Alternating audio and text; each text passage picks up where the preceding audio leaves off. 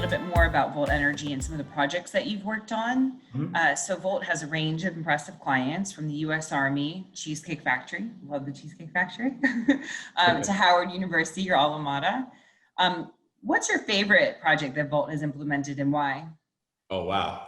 So you're gonna put me on the spot with my favorite project. I'm gonna give a politically correct So answer. many favorite projects. They're all my favorite. I'll say this. Each project's been unique, but I'm really committed to. You probably can tell, doing work in the community. So the projects that we worked on, where it's had a direct impact to community, and particularly with young people. So the work that we do, we've done, like, for example, at Howard University, where we've got students involved from the School of Business, School of Engineering, untraditional schools that you might not think a solar company would be working with, the School of Communications, where they're helping us with like press releases and understanding like how we develop marketing. Also with the little kids. So we've done some projects with the KIPP charter schools and explaining to, second and third graders, how their iPads get power. Yeah. And how they will be the ones running the country and keeping us, running the country smarter with better clean energy policy. So they're our future leaders. So anytime I can get a chance to work with young people in community projects, like I mentioned, KIPP, Wake Forest, Howard University. And we've also done some projects with African-American churches. We're doing a project with the synagogue now, where you can, not only are you helping that organization, but it's members as well too, to talk about what they can do, what they can take home to, as it relates to looking at solar energy efficiency. So.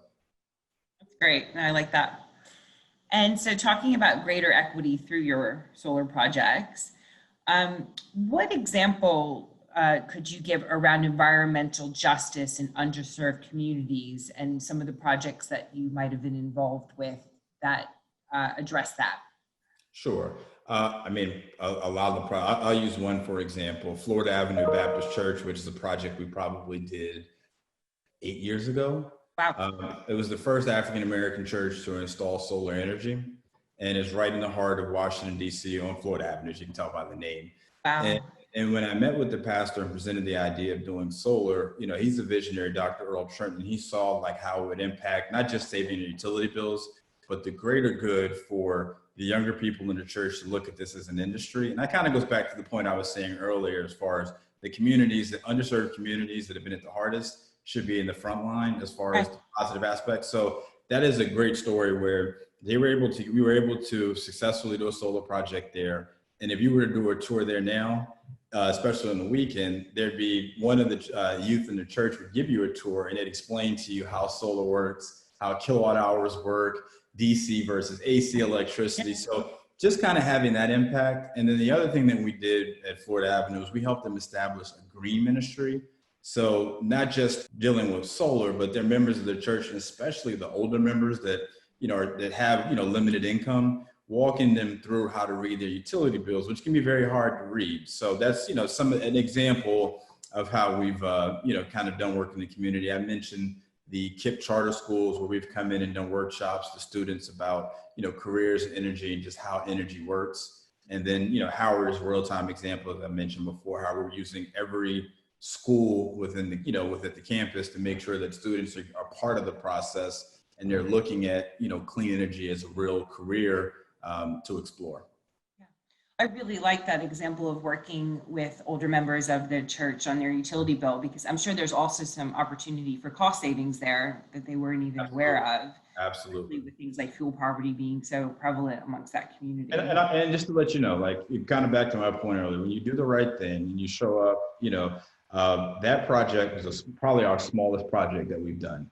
And we did a ribbon cutting ceremony there. Lisa Jackson, who was the EPA administrator under President Obama at the time, gave keynote remarks. Tom Graham, who was the president of PEPCO at the time, was there, as well as a host of other dignitaries. And that project went viral. Like, National Geographic did a special on it. So it just shows that, that was the goal, was not, we didn't think it would take off like that, but was to let's encourage other churches, other community organizations in underserved communities to really think about solar. And I commend Florida Avenue for their leadership and being the first to do so. Yeah, that's great. And I'm sure there are other churches that contact them for advice, and it's self-perpetuating. Absolutely. Yeah. So my final question is, what are some ways that Volt has facilitated greater diversity, equity, and inclusion internally? So we've talked a lot about external, but what about things like board members using diverse subcontractors or otherwise? And what are top recommendations that you can give other clean energy companies to do the same? That's a great question. So I think it's a misconception being that we're a majority minority owned firm that we don't have work to do.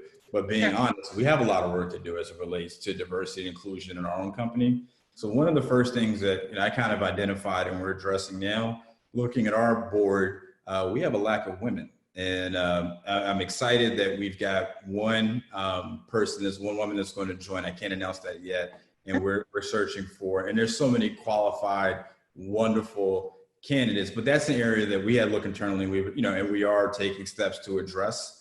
And then I'd say also looking at our supply chain. So, we buy goods and services to run our business, and, making sure that we have a supply diversity program. We're a small to medium company, but looking at what large companies do, they have strong supply diversity programs with specific goals. So, we've set a goal internally to spend 30% of our goods and services with diverse firms. So that's another example. And then I would say as it relates to our day-to-day role of developing solar projects, being the developer, we're able to select the installer that builds the project for us, the company that's going to do operation and maintenance. Again, these are 10 to 20 year projects. So, that's it's work for a significant period of time. So we've been intentional in looking for African-American, Latino, and women-owned companies that work with us. And we've actually had some success. We found a very strong African-American solar installer that we're using for our projects. We're working with an African-American engineering firm that's helping us with interconnection, which can be a nightmare when you're connecting the solar system with the utility company. And we're going to continue to pursue other partners to work with. And, you hear all the time, well, they're not, diverse firms in this space. There are. And if they're not, then you need to create opportunities, whether it's having them serve as a sub, with a larger company, but in a real way, not where, they're just showing up superficially, but they're able to build their capacity and eventually be able to kind of stand on their own too. So we definitely have more work to do and are fully committed to making sure that we're doing the best that we can do for diversity and inclusion. So your last part, I guess, of the question was, what would I recommend for other companies to do? I would say start at your board level.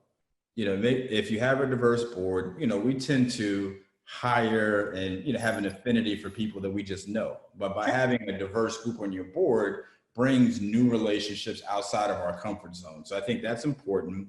I also think it's extremely important for your leadership team to be diverse. So I would say not just board, but also leadership team, and then recruiting. So what does your pipeline look like? Are you going out to historically Black colleges, universities? Are you going out and being aggressive in finding the future women leaders for your companies? But then also when you're in the company, do you have affinity groups to make sure that, the diversity and inclusion is part of your cultural DNA? So do people feel safe in the company? Do they feel respected? So those are some things that I would say. And then just lastly would be, again, going back to think about, as for business owners, all of the money that you spend to run your business and subcontracting opportunities, and really try to look for diverse firms, and a lot of them that are out there. And that's where, again, going back to organizations like SIA and ABE can also help point resources to say, well, we're looking for a diverse firm and, in XYZ and energy. That's kind of where both of those organizations can serve as a wonderful resource. Great. Well, thank you so much for your time, Gilbert. Oh, thank you, Catherine. This has been fun.